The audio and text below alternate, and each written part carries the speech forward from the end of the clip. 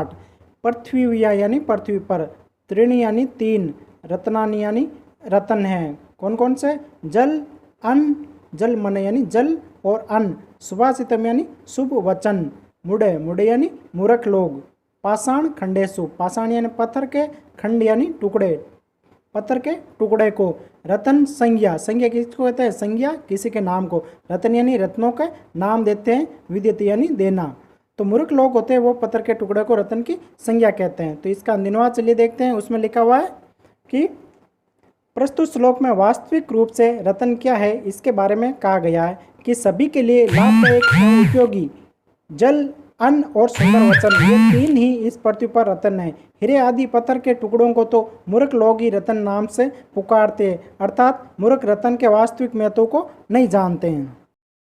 सत्यन यानी सत्य से, धारित यानी धारण करना, पृथ्वी यानी धरती, सत्य यानी सत्य से, तपना, तपना यानी चमकना, रवि यानी सूर्य, सत्यन यानी सत्य से, वाति, वाति यानी बहना, वायुश्च यानी हवा, सत्य से हवा बहती है, सर्व सत्यन प्रतिष्ठति यानी सर्व यानी सभी कुछ, सत्य यानी सत्य से, प्रतिष्ठित यानी विद्वान है। अर्थात इसका अनुवाद होगा कि प्रस्तुत श्लोक में सत्य के महत्व का वर्णन करते हुए कहा गया है कि सत्य से ही पृथ्वी धारण की जाती है, सत्य ही सूर्य तपता है, सत्य से ही वायु बहती है तथा संसार में जो कुछ भी है सब कुछ सत्य पर ही निर्भर करता है।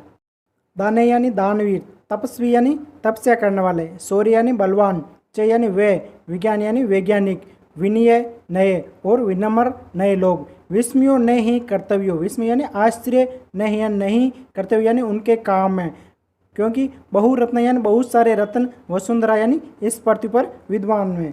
इस श्लोक में कहा गया है कि यह भूमि अनेक रत्नों वाली है, यहाँ एक से बढ़कर एक दानी, तपस्वी, बलशाली, वैज्ञानिक, विनम्र तथा नीतिज्ञ वह हैं, अतः इनके कार्य, दान, तपस्या आदि में आश्चर्य नहीं करना चाहिए। ये सभी इस पृथ्वी के अमूल्य रत्न कहलाते हैं।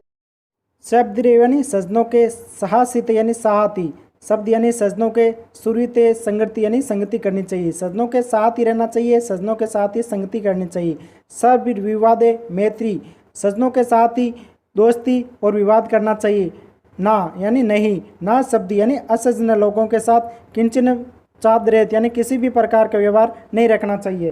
तो प्रस्तुत श्लोक में सत्संगति के महत्व को दर्शाते हुए कहा गया है कि सजनों के साथ ही रहना चाहिए, सजनों के साथ ही संगति करनी चाहिए तथा सजनों के साथ ही मित्रता अथवा विवाद करना चाहिए, किंतु दुर्जनों के साथ किसी भी प्रकार का व्यवहार नहीं रखना चाहिए। सजनों का साथ हर प्रकार से लाभदायक होता है, उसी प्रकार दुर्जनों की संगति हमेशा हानिकारक ही होती है।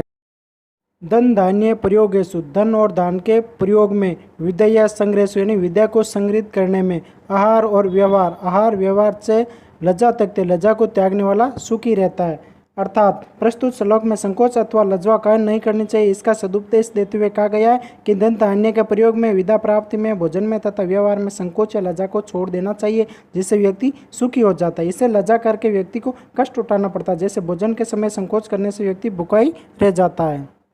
समा वशी करती लोके, समय या की ने साधिते, समा के द्वारा सबको वश में किया जा सकता है, समाज से क्या नहीं किया जा सकता। शांति खड्ग यानी समा रूपी तलवार जिसके पास होती है, कृतस्य की कृषति दुर्जन, उसका दुर्जन भी कुछ नहीं कर सकता। प्रस्तुत श्लोक में समाशीलता के महत्व को दर्शाते हुए कहा गया है कि समाशीलता से संसार में सभी को वश में तथा सभी कार्यों को सिद्ध किया जा सकता है। शांति यानी समा रूपी तलवार होने पर दुर्जन व्यक्ति भी उसका कुछ भी अहित नहीं कर सकता, अर्थात समाशीलता एक श्रेष्ठ शास्त्र है। इसी प्रकार की अन्य जानकारी के लिए बने रहिए इससे जांगीड़ क्लासेज जोधपुर के साथ।